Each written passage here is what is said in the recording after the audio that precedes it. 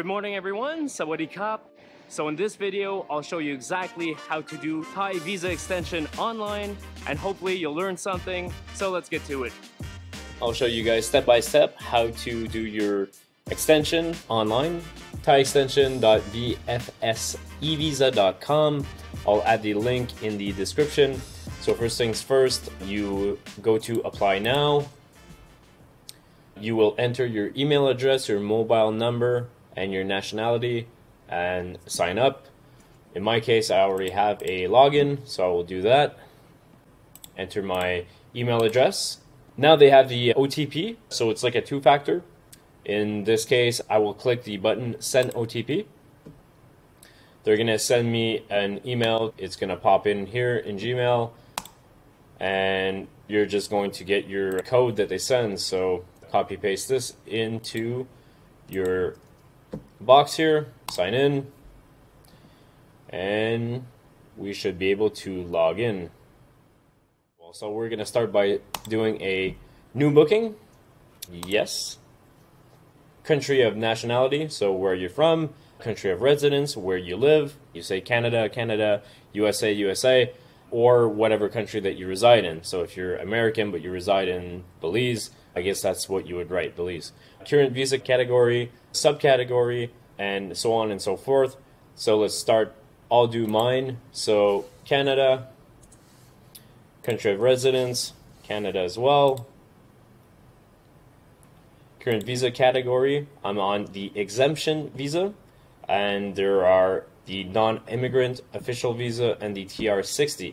I'm not a specialist in visas by no means, so I would do my own research, or you can email them. They reply pretty quickly.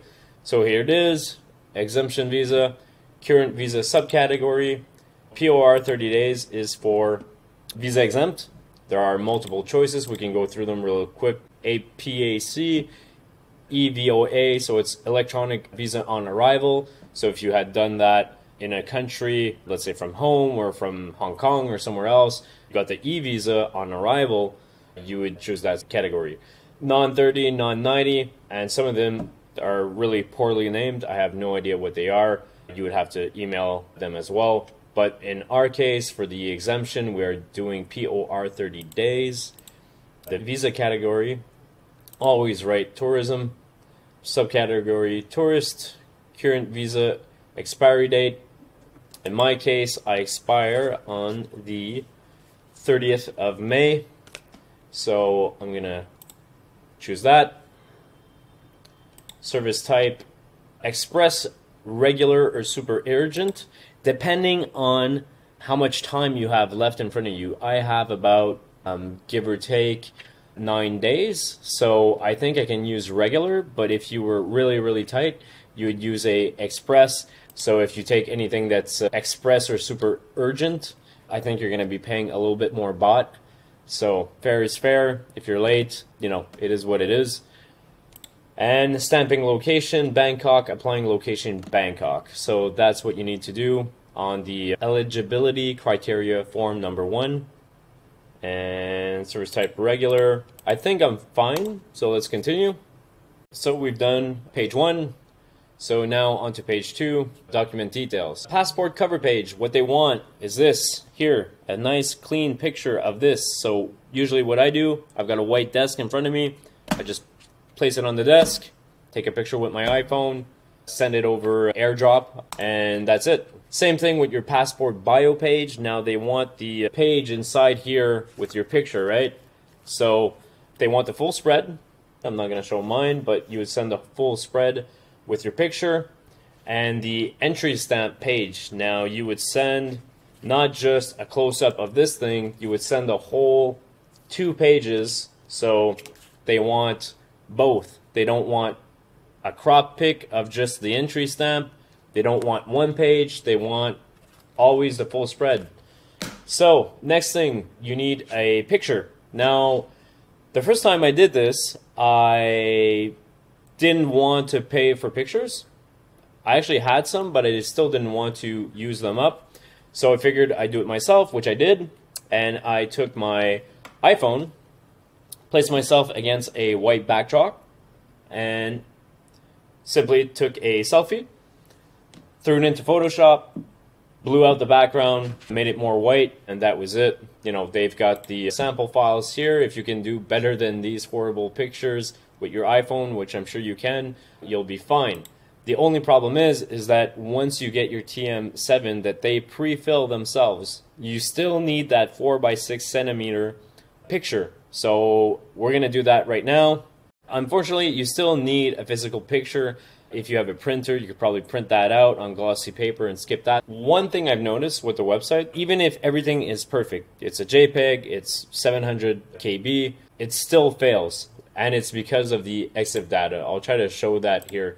I've got a cover, and when I upload it, it fails, right? So if we check that picture, it's 791, it's a JPEG, and it's just the cover of my passports. The reason why it's failing, it's because of that data. So I found a solution. I've got two solutions for you guys if you guys run into it.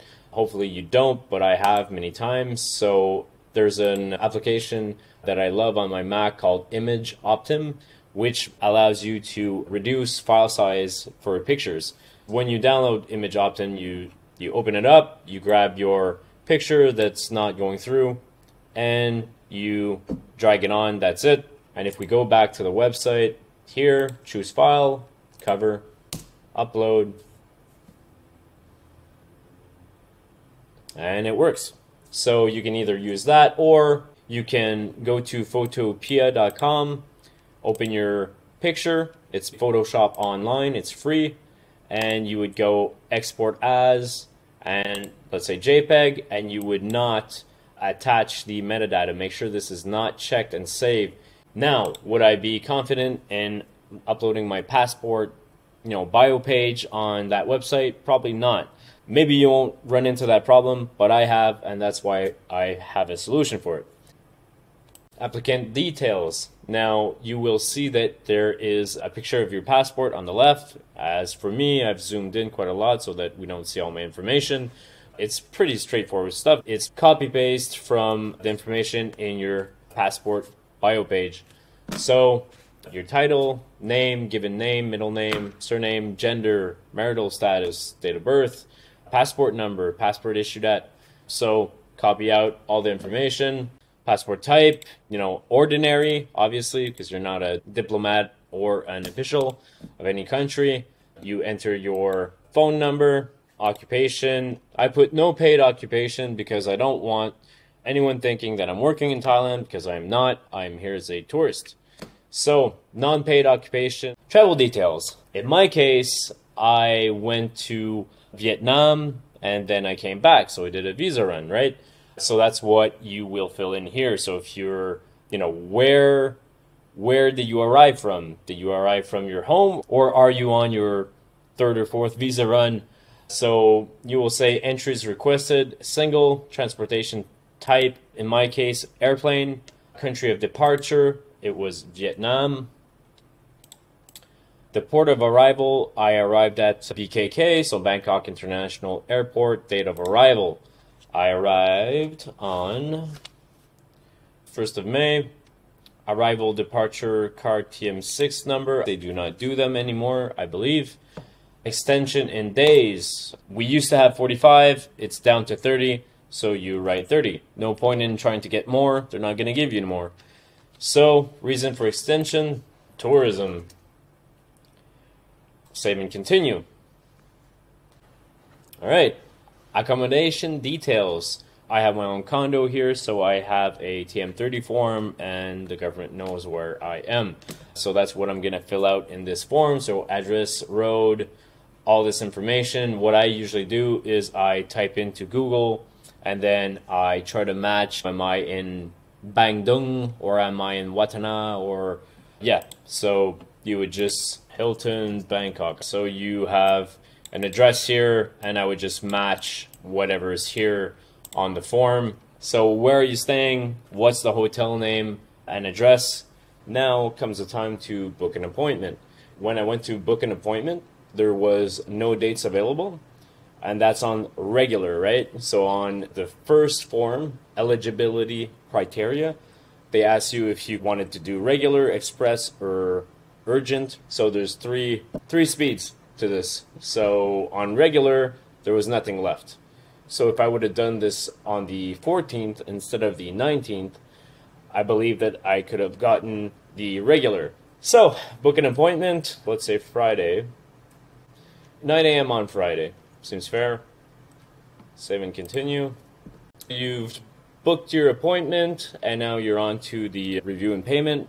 So in my case, I've actually went back to Form 1 and changed the urgency from regular to express. If you're on regular and you go to the book appointment and there are no dates, just go back to the first form, step 1, put in express, and if you still see no dates, I would go back and I would go to Super Express and hopefully you'll have a date there. I don't know if there's an impact on the price right now. Express seems to have absolutely no price impact. So 2,400 baht. So once you're done, reading through all this, you accept everything and then you will be forwarded to the payment page, which is, I'm not going to say dodgy, but let's just say it doesn't look like PayPal.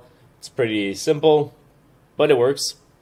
In my case, American Express worked well. So once that's done, you will receive an email with a 2C, 2P confirmation. So this is your receipt. You'll get the full breakdown here. And then you'll also receive a second email, which is the web reference number. Now, this is very important. Keep these receipts or your proof if anything goes wrong. So once you do that, you can copy the web reference number and you'll be able to track it in. So just paste in your reference number here, your passport number here, your date of birth, submit, and you'll be able to track that information online and see the status. Once that's done, you'll receive an email, which is, application reviewed, dear Mark, blah, blah, blah, blah, blah. And then once that's done, you will get your TM7, you'll get an official receipt, you'll get the appointment letter, which you'll see in the appointment letter.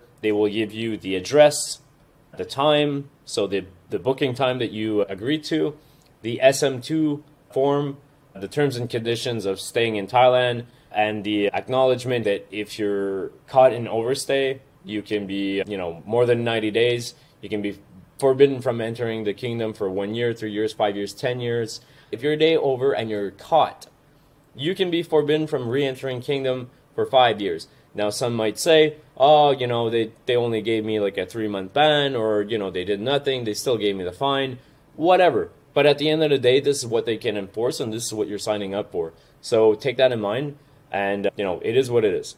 So you get these forms. I personally print it all out. If you have a condo, you can probably just ask them, and that's it. So on the day of the appointment, you show up with all this information, and you'll also need your mugshot. So I had these done for 220 baht, and I get 4. I always keep maybe 1 in my wallet, and I keep the rest in my folder that I keep my passport and all the rest of it. For 220 baht, just get your picture done, and that's it. So you've booked your appointment, you've paid, you've tracked your status on your email, and now you're wondering, where are you going? Immigration Division 1 Government Complex. So this is the same building that you would go to if you had a proper visa that you had obtained in your country before coming and you wanted to extend. I believe this is the building that you would end up at. So do not show up at IT Square Laxi. You go to Immigration Division 1. So when you head into the building, you go, I believe, towards your left, and you're going to see, you can't miss it. There's going to be like 200-300 people waiting in line, and they're going to, they're going to make rows with like about 100 people per row, and eventually they open the doors, and everyone rushes in like cattle. Then you try to figure out where you're going. You've got, these immigration officer ladies that are yelling at people in Thai, and no one understands anything. And yeah, so it's a big mess, in my opinion. So that is why that when you arrive there, that is on the second floor. What you're going to do, even if the gate says do not enter, and that's the case with what I saw, is that the escalators were closed and it said do not enter. The lady eventually told me, she's like, oh no, you don't have to be with all these people. You can just go upstairs. So I went upstairs, and on the 3rd floor, and this big sign says e-visa extension. They had to go get an officer from downstairs, and you know, she had to come upstairs to that place because literally there's no one there. There's no one waiting. There was no immigration officers. So they literally had to pull someone from the 2nd floor to come up to the 3rd floor. Different service. They actually, and you have an appointment, they actually have to, you know, you're not going to wait 45 minutes there waiting for an officer. In my opinion, it was well worth it. And I was in and out in, you know, maybe less than 12 minutes. And that was it. All right, so this is where I arrived first. I think back there is the queue for the people that didn't make it the day before. And then here, they had us queue like 5-6 rows to get into this place for the immigration. So if you do it online, don't do my mistake. Don't get in line here. I didn't stay there very long, maybe a half hour, but I could have got it done within a few minutes just going upstairs. So the only difference that I saw is you get a sticker in your passport as your visa stamp. I don't know if that's a good thing or bad thing. If you're doing multiple visa runs, it sort of seems more official. So Immigration Division 1 Government Complex, head to the 3rd floor. Do not stay in line with all those people that are there. You can just show up at the time that you need to show up at, 9 o'clock a.m., 8:30 a.m., whatever. Show up on time. Give all the papers that you had. Make sure you have your picture. You have to have your printed picture. So that, my friends, is how you do it online. It's my preference. I don't mind paying 500 baht to get all the documents and just show up, skip the queues, and they just give you the sticker and you're in and you're out. To me, it's worth it. You might say, well, you still have to go there, so why would you pay 500 baht? And you are totally right. You can just show up at IT Square Life C, have all your documents in hand. I could say 500 baht, but I don't want to get stuck in a queue. I don't want any problems. I just do it online. Seems a lot simpler. All right, so that is it, folks. That is exactly how to extend your time in Thailand, doing it online. So if you like this content, like and subscribe. Really helps the channel out. Hopefully I'll be doing more of these videos. So until next time, pixels and passports. Khop khun krap.